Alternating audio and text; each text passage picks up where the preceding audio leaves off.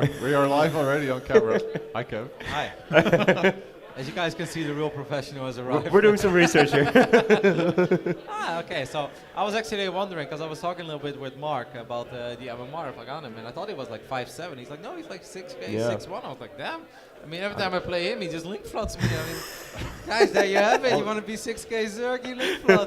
Yeah, like you that all day, every day, right? It's kind of the way aGaham does it. aGaham's been improving so much, and he's been like studying full time as well. Okay. Marsman's, I think, done with his studies now, but he's still playing. You know, Marsman, he plays so many games. Marsman is amazing, man, because I was talking with him. First time I met him, actually, he's a really cool dude. But I have a real intimate leather relationship with him. Because we play each other a lot, and I think he hates the way that I play, and because he hates it, he tries to play like me, but greedier, or he all-in. So it's like either an all-in, or even cannon rushes from time to time, or it's just like Phoenix against Phoenix madness, but it's really fun. Man, this event is really cool. It's really cool. And I think it's like just once a year, all the StarCraft players in Holland just get together. It's all cozy and nice, and it's special. It's like not a lot of countries have something like this. It's like home, home story cup, but not different. All right, Kev, you want to do the honors? We'll do one of them. Yeah, you guys do. Yeah, there's two. Okay. All right. One on the left, one on the right. Fair enough. All right, I'll do it first. And here on the top right, we have representing Team eWolves. He's the one and only Ling Muna man. He is aGaham.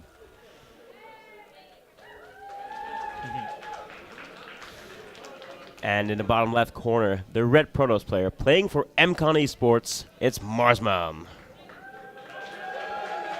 That's kind of even. I was really wondering where the Mellow Cheer squad had gone to. Yeah, they're split. Like, yeah.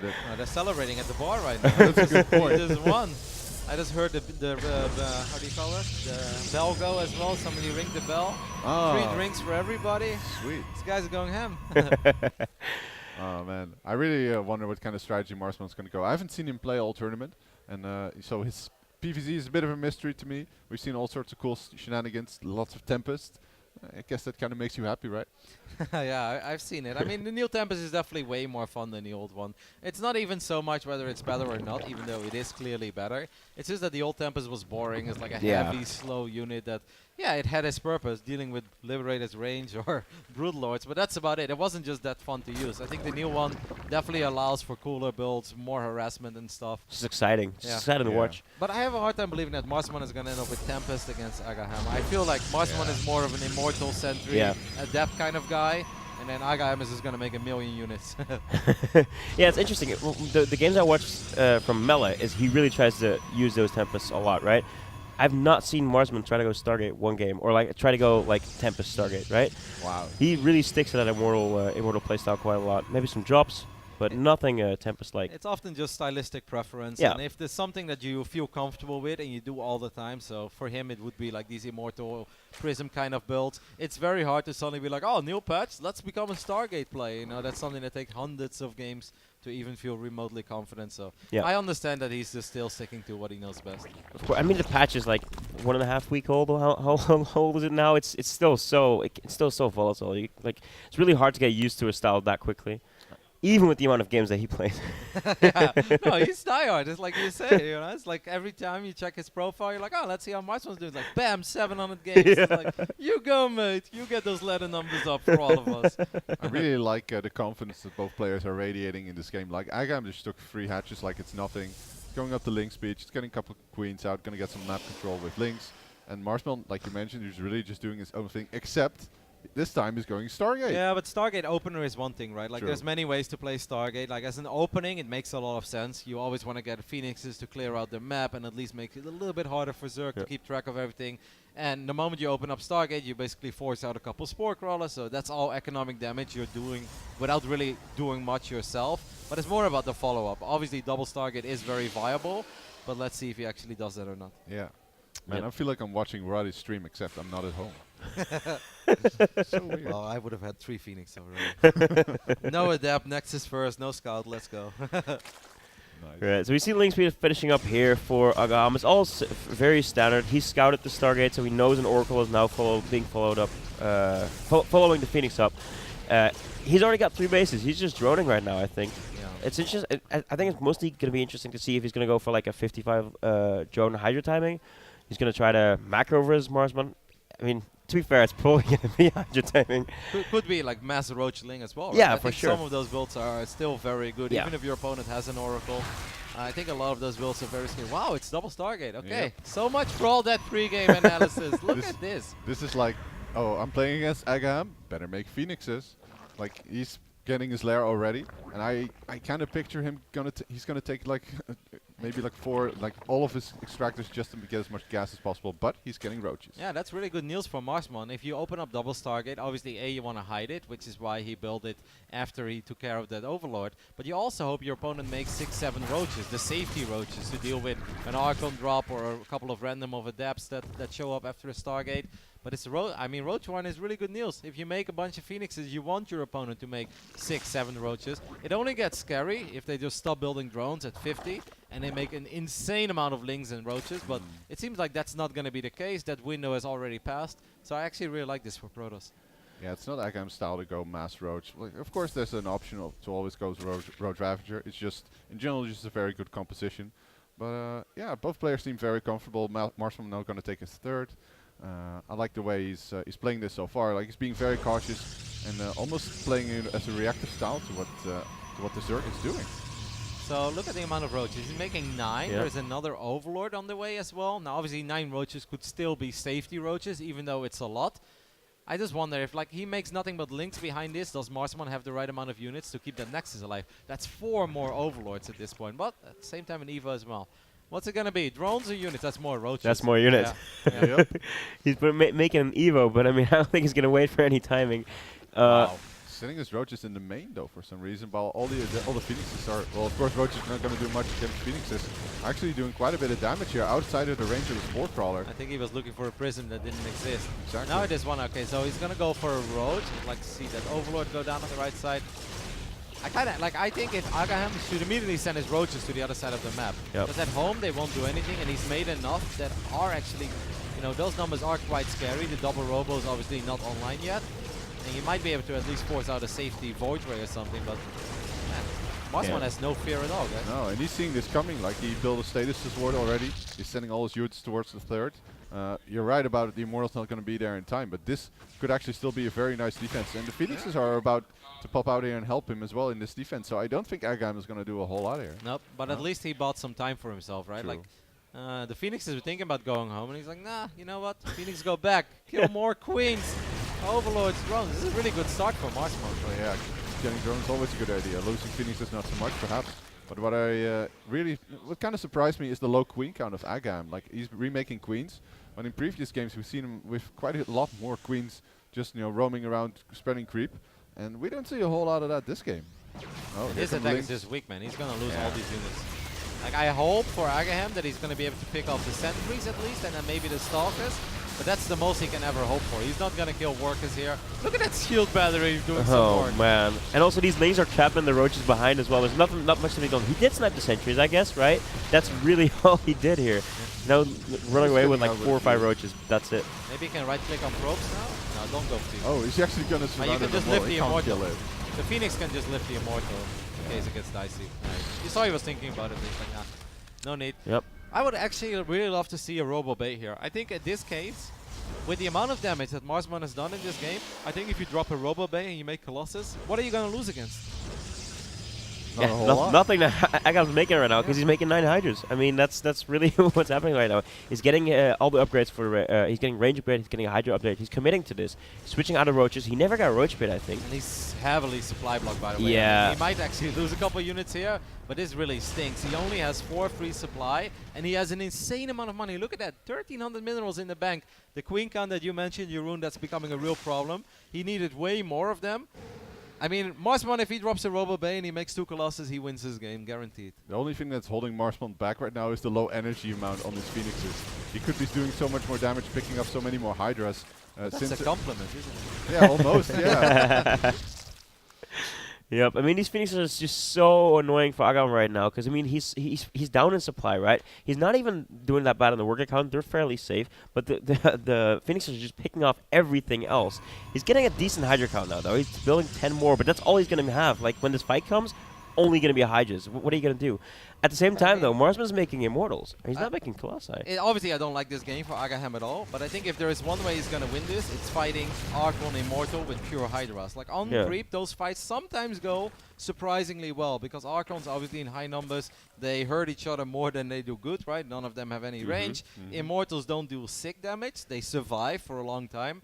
I really think that Colossus would have been better here. With Colossus, I think it's an easy win. I mean, this army is still very feisty, don't get me wrong. I love it, and I think that especially the Zealots will pose a real threat for these Hydras as well, because there are no Banelings either. I think aGaham's making the right move by just making units at this point. Like, he should know that there's a very real chance that Marsman decides to just pounce on him and be like, well, 4th base, not for you, not today. Man, this creep spread is really holding him back as well. Like, look at it, there's almost nothing. Yep, especially against double Stargate, right? If you ever have a lot of freedom to spread creep, it's against double Stargate, because nothing slows it down. But yeah, unfortunately. Oh, he's losing a bunch of his Hydras already. Oh, he's not microing. He's not paying attention. Yeah. Well, he's losing units in the main as well. The support doing some work, but this 4th almost got to go down at this stage. There's just so much Protoss. I love the one swan. Like Locust! Oh, wow. Nah, this army of Marsman is really sick. The 5/6 Immortals are awesome. The Zealots are obviously a very nice buffer for the rest of the army. The Prism is taking a lot of damage, but does not go down. And I mean, this is already a phenomenal fight for Marsman, but he may just end the game here. Yeah, but the Roach are actually taken for the Hydras quite well there, but it's just he just doesn't have the numbers right now. He doesn't have the upgrades, not the numbers, not the type of units that he really wants. Kill the Archon. Yeah. Archons are deceiving, right? With the green health bars, you're like, okay, that looks healthy, and then you click on it, it's like 11 HP. You're like, ah. But I mean, he did lose that 4th in the end, right? Which is all he really cared about, and now he has well, comparatively, very low income. And how is he going to really come back from this? Nah, I mean, he's going to go for the desperation Dropalord play. I think Dropalords are awesome in this matchup, and I think he could make it work, but not obviously if you're this far down economically. Being down 17 workers in ZVP, it's a nightmare. Yeah, and Storm is... he's literally got one Swarm host. That was an accident. That was the Panic Swarm host. Cheeky BM Swarm host, yeah, just like that Nexus earlier. Yeah, Marsman should just fight. Yeah. Just come on. Well, he's got Storm finishing up. I can imagine he kind of wants to wait for that. But that Immortal count, baby. No, you're right, of course. But this army is so much stronger. His army is so much stronger. With or without Storm, it doesn't matter. Yeah. The Storm host does die, and I think with that, the hopes of him winning the game as well. I mean, like, even if he gets a really good fight on a really good choke, the High Templar are still going to force that fight a different route. And with that many Immortals, like he has almost as many Immortals as aGaham has Roaches or Hydras, I think. Base trade? I mean, that, yeah. Sure. This should be cool. This is gonna get really awkward because now there are so many High Templars behind this army. Yeah. Marsman is actually, I think, going to commit, so that means that this will get a little bit scrappy. He's gonna end up losing. He should wipe in a couple High Templars in his main. I think that's the smartest play that he could do right now. He wiped in a few. I'm not sure where. Oh wow, that's one pylon powering both Robos. Yep. That was one heck of an Atrocis pylon. Yeah, this is funny enough. This is really what aGaham excels at. Scrappy little games where he can make the most out of a couple units. He's actually already built another base in the top left, but Marsman is sending his probes there, I think. So this is going to be real awkward. Oh, okay. Yeah, just like refugee probes. But the army's pulling back now, though. Yeah. I think he maybe recalled that part of the army. Yeah. I mean, that's still a pretty big army to get recalled. Obviously, these Hydras and Roaches will go down. There are a few more Templars in the main. Nice. They They will drop a Storm as well. Few Immortals do get picked off, but I think overall this is still looking very good for Marsman. Yeah, he's definitely up in supply here. Picking up a couple units left and right for aGaham is nice. But yeah, how do you really fight the core of Marsman's army? He's still got 3 Nexi up. I think there's 2, yeah, maybe 3 hatcheries. He's gonna maybe lose this one. This is a scrappy game, let's be honest. It's getting a little bit ugly, and that's because aGaham forced it to be ugly since he just avoided the entire Protoss army. And I think it's normal that Marsman lost a bunch of probes, and he's going to end up losing a couple of expensive units. But all these Immortals are not going to go down, not to mention the 7 High Templars with Storm as well. GG, well done, Marsman. Takes the 1-0 lead. Yeah. Very solid. I don't think he was ever behind during that game at all. Like, No. he was just very, very solid. I 100% agree. I think it all starts with making the Roach one in the first place. Obviously, a Roach one is not that expensive, but it slows Zerg down a little bit. You make 9 Roaches. At that point, it's like, okay, either you just accept that these 9 Roaches are not going to do much, and you tack up, or you go all out, all in. But he was already a little bit late for that. But then he made even more Roaches, and I think aGaham just found himself in a very awkward spot. He's like, well, I made this amount of units. What am I going to do with it? I think the best thing he could have done is immediately run to the other side of the map. Yeah. Because then at least you force the Phoenix to follow the roaches. And even if the roaches go down, at least he buys freedom at home, can get the spores up, can get some extra queens, like Jeroen said as well. He was just low on queens. He was low on anti-air. And I mean, he just never really got anything going for himself. Exactly. Yeah, I mean, after he made those 9 roaches, right? I think he waited until like 20 or like 15 to 20 roaches, and he should have just rallied them right to the 3rd, right? But with that many roaches, you need to either take out the Nexus or get 15 probes or do something very significant, because if you make that many roaches, of course, Hydras are going to be even later. And if the Hydras are even later, that's more freedom for the Phoenixes. They will just fly around, pick off even more queens, even more drones. And like, we didn't see the units lost resource tab, but I think at one point it must have been close to 3k to nothing almost. So. For sure. No, those Phoenixes were really, really, really worth it there.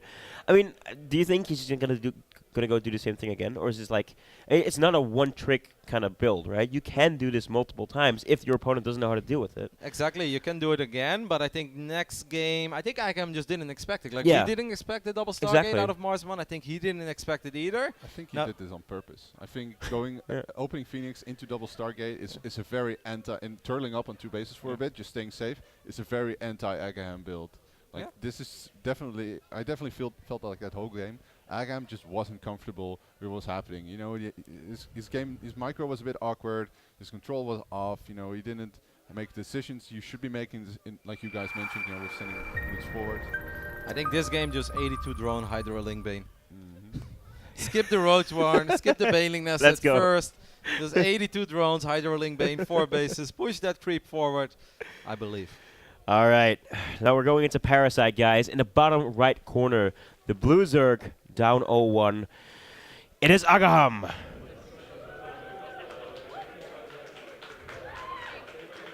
And in the top left, representing, I believe it's still MCon Esports. He's the Red Protoss. He is Marsman. Would be really sick though. After game 1, he got a new team. You know. Yeah, I'm thinking. I always associate this guy with MCon. No, but it's not MCon anymore. Yeah, it's Blazer, right? Or is that maybe that's just the abbreviation? But I'm not sure. He doesn't have the MCon tag anyway. I'm so bad at this. Just be sick, man. Like, imagine somebody game 1, he's MCon, game 2, he's part of SK Gaming. You're like, damn. That man is making moves. SK is back. That's awesome. Just signed a contract in between games. Why not? I think we got a tournament referee. No, actually, that's his agency. Damn. Now that's some good esports content right there. Things change fast.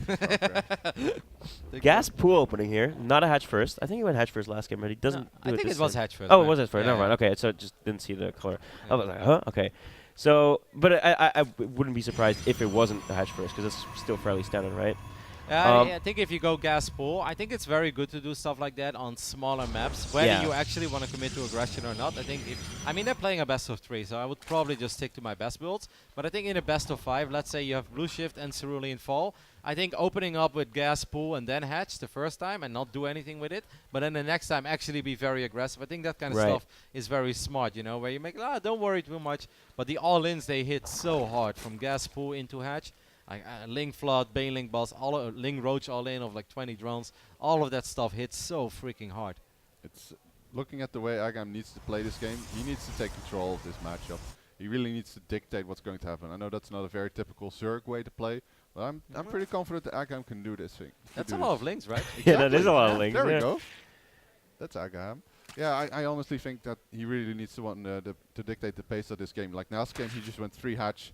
And you know, just sort of felt out what happened and ended up making roaches. I think it's gonna be a Link Flood, man. For I sure. think this is what he always does against me on the ladder. Like obviously in the previous game, if we think back, I don't think Marsman made a shield battery in his natural, did he? No. He just kind of stayed there forever. That's a how is he gonna wall this? What is he gonna do? Maybe a pylon? No. No, that's. I mean.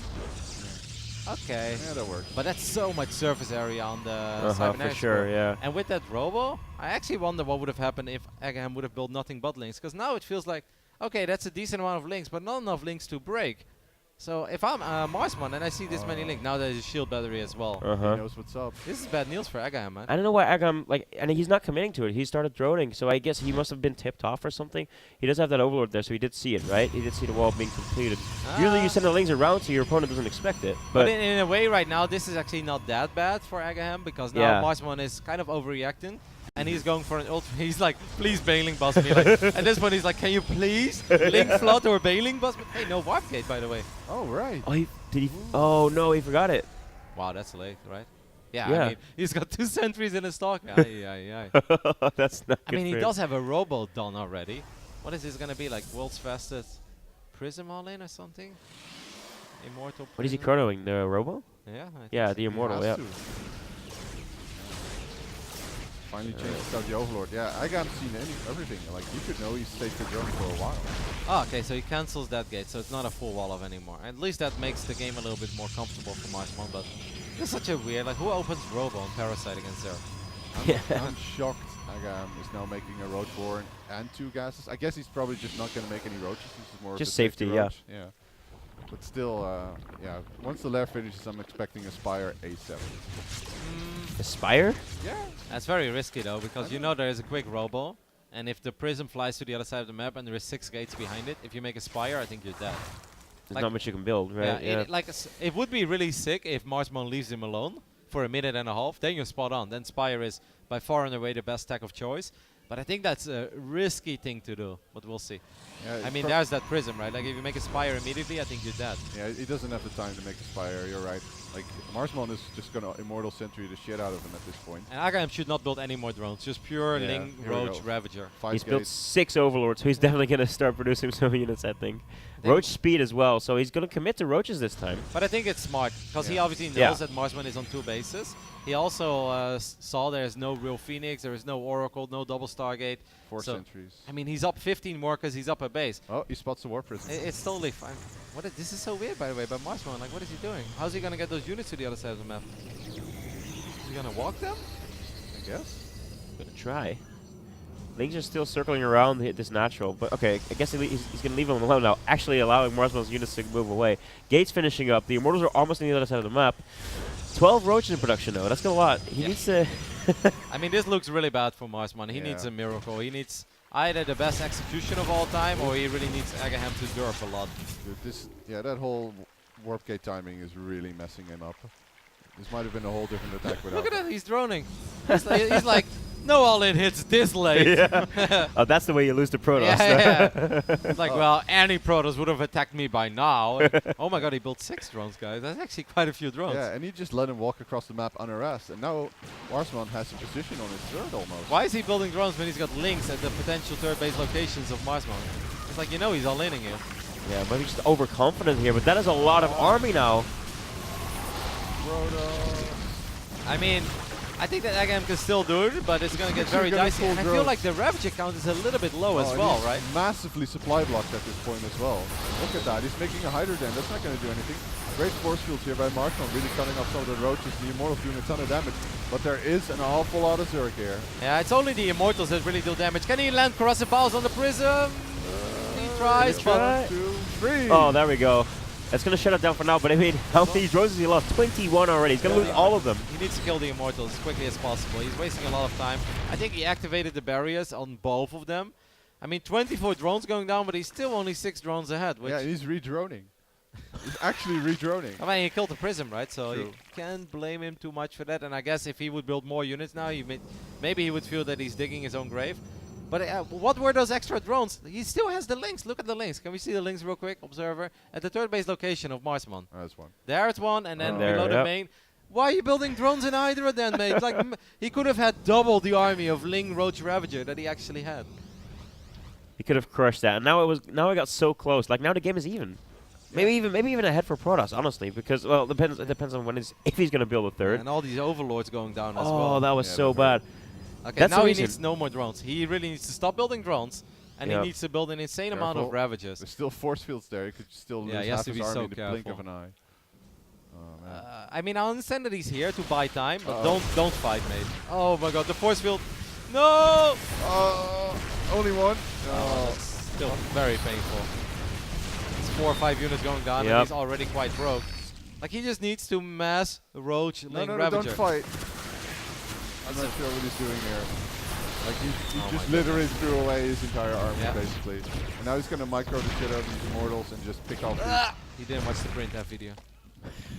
these. Well, I hope he has a lot of Hydras, but No, yeah, he has not. He has 0. exactly. And he has no gas either. Now he's going to make a couple links. He's floating 1,000 minerals. I think aGaham got a little bit confused this game, and I think maybe at one point he just freaked himself out. But now this army of Marsman looks mighty fine, and aGaham just barely has anything to deal with this. I feel so bad for aGaham. Like, this was his game. Yeah. And now it's just, he made things so difficult for himself.